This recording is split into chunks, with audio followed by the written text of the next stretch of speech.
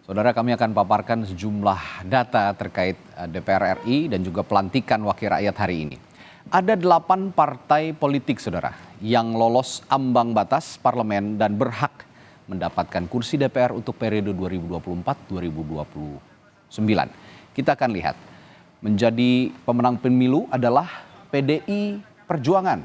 Meskipun dibilang katanya PDI Perjuangan itu kalah di Pilpres, tapi ternyata menguasai Senayan.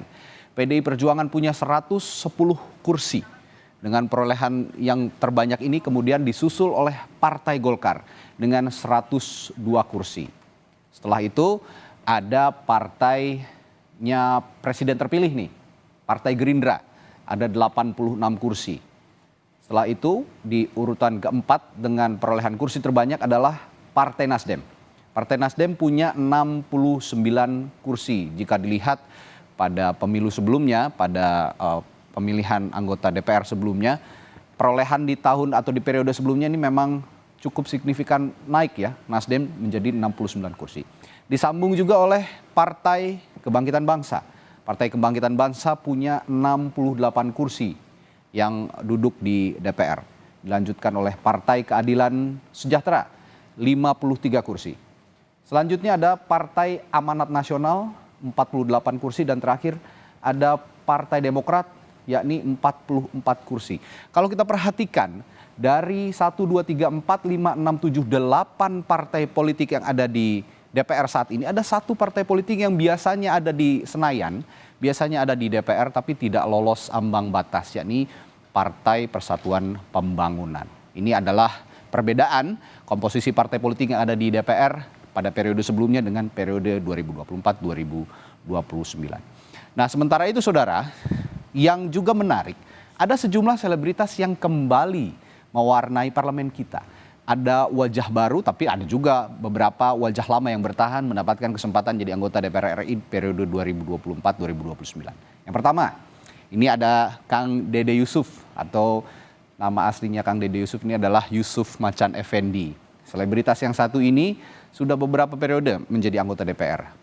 Masuk dari Partai Demokrat melalui daerah pemilihan Jawa Barat 2. Dengan suara yang diperoleh pada pemilu 2024 lalu, 210.179 suara.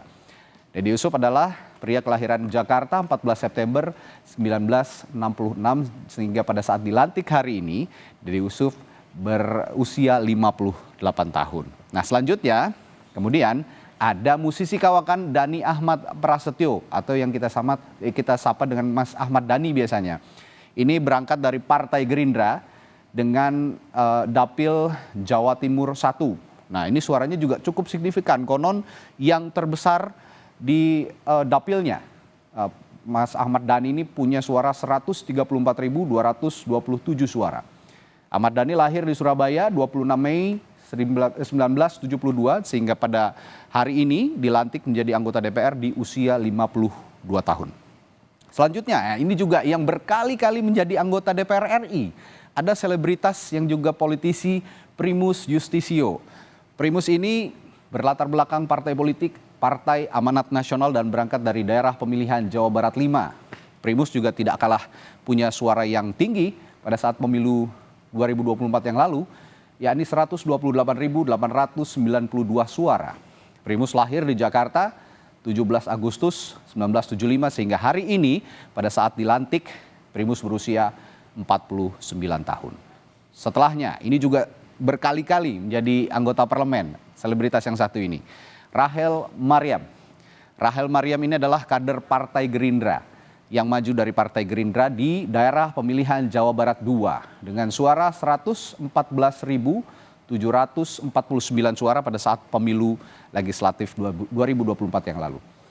Rachel lahir di Bandung 20 April 1980 dan hari ini berusia 44 tahun ketika dilantik menjadi wakil rakyat. Selanjutnya ada Rieke Diah Pitaloka. Nah, yang ini juga cukup lama dan senior, Mbak Rieke atau Teh Rieke, karena orang Sunda saya memanggilnya Teh Rieke, ini berkali-kali menjadi anggota parlemen dan selalu lantang menyuarakan suara konstituennya di parlemen.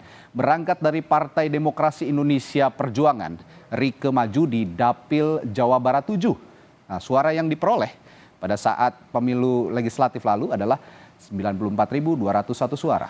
Rieke lahir di Garut 8 Januari 1974 dan berusia 50 tahun pada saat dilantik hari ini.